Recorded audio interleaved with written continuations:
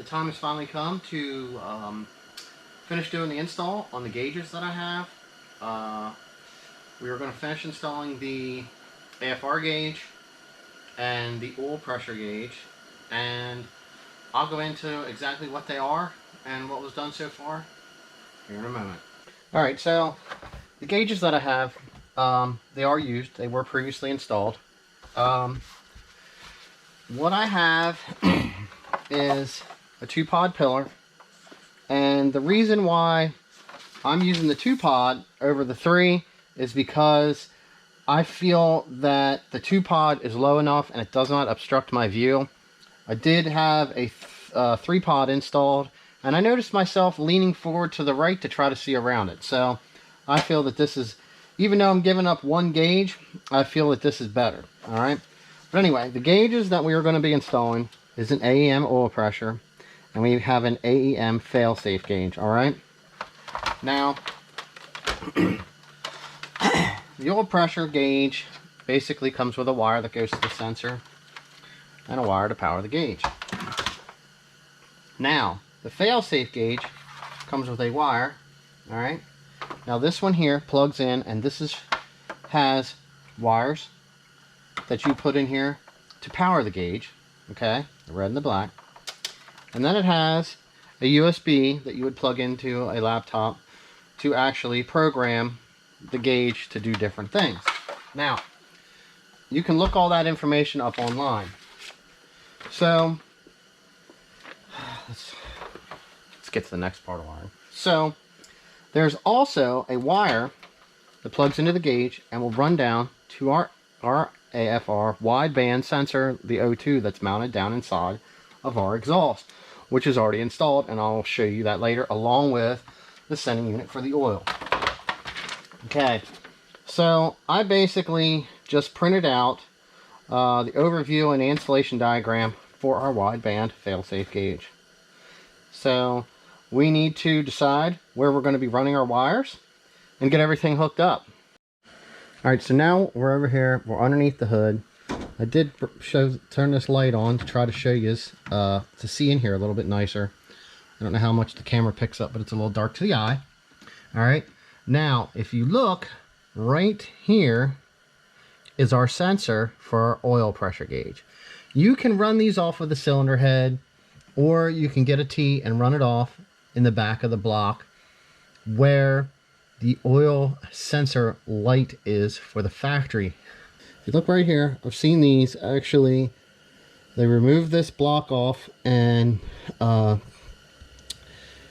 reduce it down to the right size with an adapter and put the sending unit on here, or they'll run a line off of this to the older style manual gauges, ones without a sensor. Now, we'll scoot back, that way you can see up under here. Now, this is our AFR gauge. It's installed right here in front of the catalytic converter, where it needs to be. Now, if you look right up in behind, you can see like the silver heat shielding there on your drain tube for your turbo. Right up in behind there is about the location of the factory oil sensor. We already know that this is our pillar and where we're going to be installing our gauges. So we need to decide what is going to be our best route to get our wiring from where our gauges are out to our oil pressure sending unit and our O2 sensor gauge for our wideband. Alright, typically I've seen them run down around where this wiring harness comes through, back in behind the strut tower here. I've seen them run down around the little rubber that's around your shifter cables out through. I've seen guys make holes over here on this side of the firewall, and they'll put a grommet, which I don't recommend. But if you're going to do anything and you're cutting a hole through, you always want to put some type of a grommet there to run the wiring through. So over time, your wiring doesn't rub on it and wear through and cause you issues. It's just something that you have to do because it's a car and there's lots of vibrations because it's moving. All right, so we're going to run, this one here is for the AFR sensor. All right, I'm sure everybody's replaced their antenna on one of these already, and they got one of those little tiny ones that's this long that doesn't pick up any radio stations. So you probably have one of these laying around. So what's going to work is taping this. Now, what's really nice is since this already has, don't mind the sound and the weird angle, but this already has a stereo wire run down through there. Now, if I take this, I should be able to place it in here along the side, and I'm actually, there's a big enough cut there, so this is actually going down inside the car, okay? So when I take some of this fancy, notice that fancy, black tape, okay, I can wrap around this, all right? And what you want to do when you do this is I'm going to set this back behind this head. You just got to see what's going to work out best. But I'm going to try behind the front of this, all right? And try to make it as small as possible. Now I'll tape this in place like this, and I'll actually wrap around this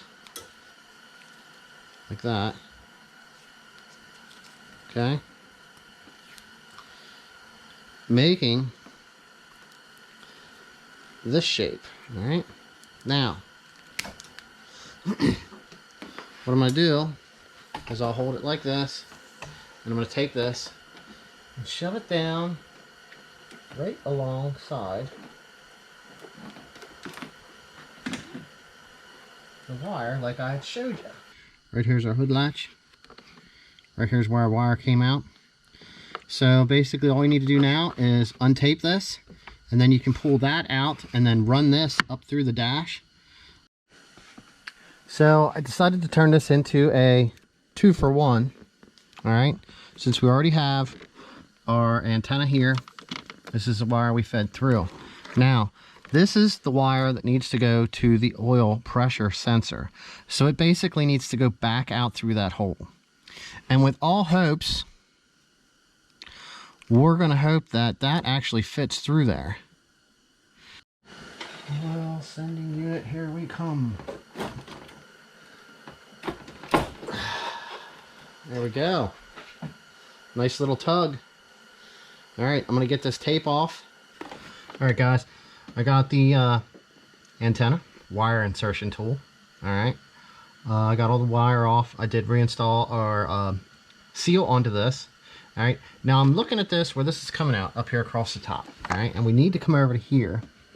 And when you're installing stuff, I like to try to think far enough ahead so that if I'm in here and I have to remove anything, okay, let's say let it be, you know, our clutch master goes bad, or we have to remove our vacuum lines, or, you know, our harness, or, you know, anything else that might be here that is easily accessible, that when you're running something else in to the vehicle and adding to it, you're not obstructing the ease of replacement or anything, okay? So with the way this comes out, we have our rubber hose. I think I'm going to drop down behind here in between this wiring harness and the line that feeds that off of our reservoir, all right, which will bring me out down underneath here, and then I'm going to run across, back across the ABS unit across the top. I'm going to go down underneath this wiring here, and then underneath all of the vacuum lines that run, and then I'll come right up through this area and plug right into this right here. Actually, routing that down through there seemed to work out really well. We have it plugged in right here, and then down underneath and across the back, okay, right where I had planned on running this. So, I mean, I can always unplug this and then move it out of the way. But another thing, I actually have the light down on the bottom. But I did run this pretty much the exact same way as the other one, except for I went across the top of the brake booster right there. Now, I did have a bunch of extra wire up here. You can actually see, I'll show you quick. Right here, we ended up with a bunch of extra length. And that way we can just get that tucked down in here good. Once I get everything run up in, I'll actually coil this up and shove it up in underneath the dash. Actually in an area, you know what I mean? It'll keep your engine compartment looking cleaner because you won't have a bundle of wire out here, which you really don't need. All right, now I will show you, like I said, I just came over here and I dropped it straight. It's right here where the tip of my finger is. I dropped it straight down. Everything kind of blends together because it's black. All right. Now underneath, right here, I was able to, all right, you can see where we're at. We're right by the transmission differential. All right, you can see, all right, it's kind of tough to hold that. You can see the wire right there, all right? And it's on that side of the steering shaft. We actually got it to come down through there, all right? And then I was able to reach right up in here and get it plugged in, all right? So what I'm gonna do is I'm going to use 2 zip ties. So I'm gonna zip tie this up here, and then I'll zip tie this right to this harness or onto this metal line here from the rack. All right, so we got everything tucked back. We have plenty of length on our wiring here, so the exhaust really should not move too much. But everything's back, tucked up away from everything, any moving parts. Wiring run to our sensors, okay? If you did notice, I do need to make a repair here.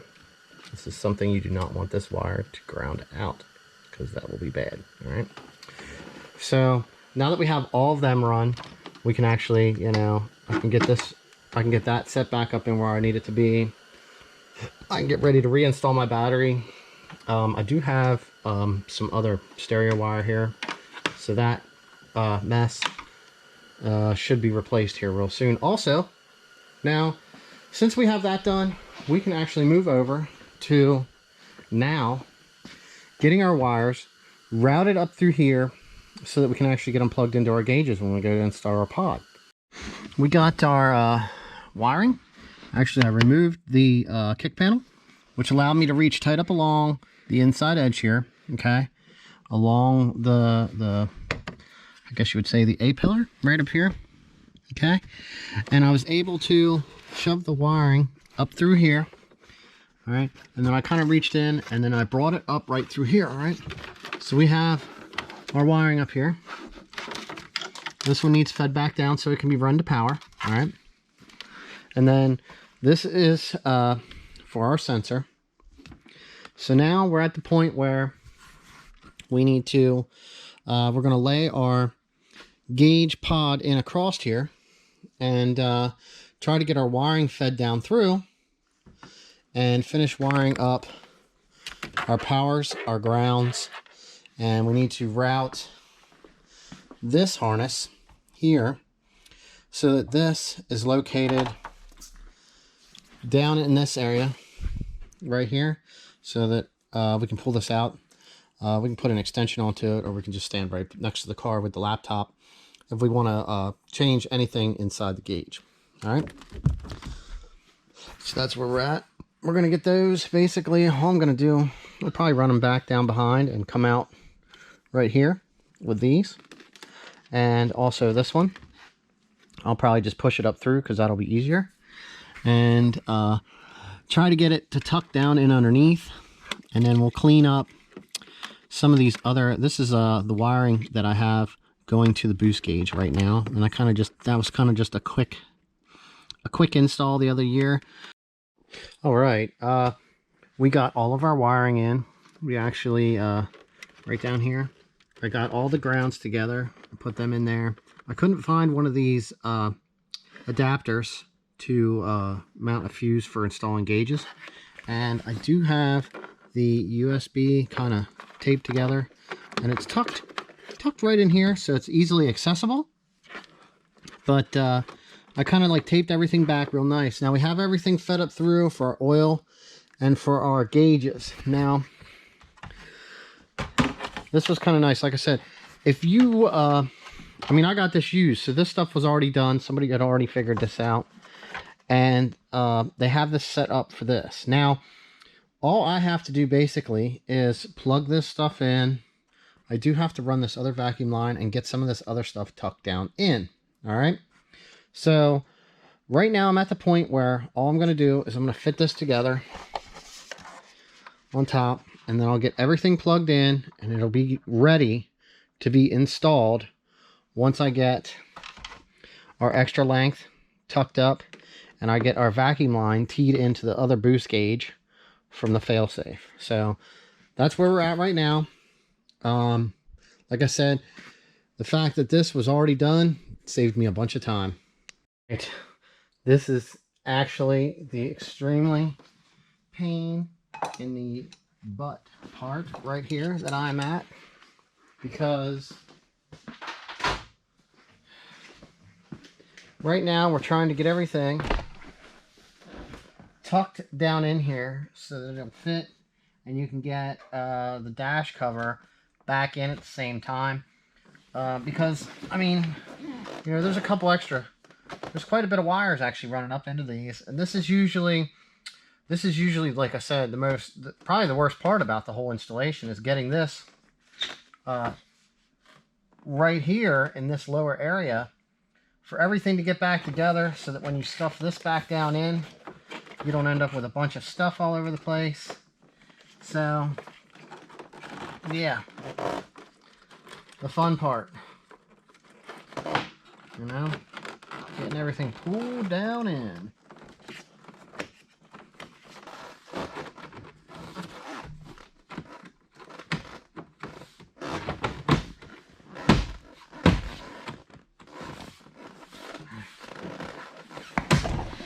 Now, I finally believe that we might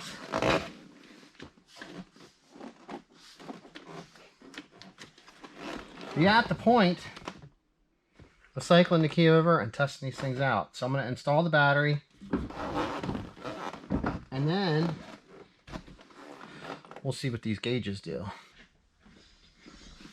Alright, so that might not be the best location for view on these gauges over here, but we have the battery hooked up. So we're going to cycle over the key, turn on our windshield wipers. Okay, so we have our gauges are lit up and we still have windshield wipers. Alright, I'll pop you off of here. Let you see what they look like. Alright, now, so there's our oil pressure. That's what that's reading off of the sensor there. Alright, I'm going to pop the garage door, and then we'll fire this up and see what they read. Here we go, guys. Test fire windshield wipers. They work.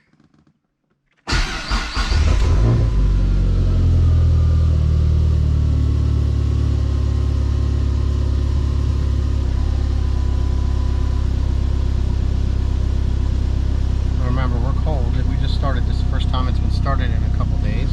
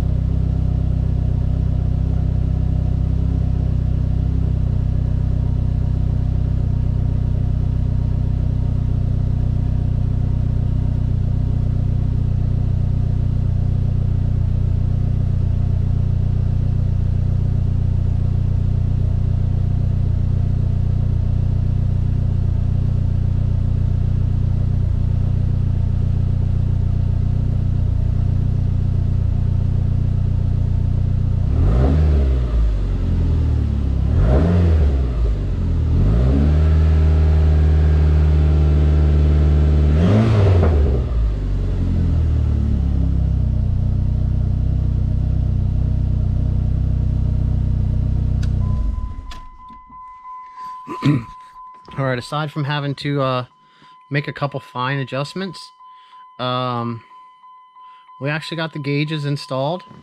We ran the wires down through, which actually worked out pretty good. You know, everything's tucked in here real nice. Everything does look really good out here across, down across how I ran this stuff here. Like I said, I do have another, you know, stereo amp thing we're not even going to worry about, and I do have to fix that ground yet. But that right there is pretty much going to wrap up our gauge install right there. And the 2-pod pillar, like I said, looks pretty nice. So we're going to finish reinstalling all of our screws that hold down our dash pad across the top and the middle, and we're going to install that side. That way we can finish up everything that we did to get this part installed. So really appreciate you watching. Hopefully you found something that you could use from this video as far as running the wires or what the gauges look like. So till the next one, thanks for watching.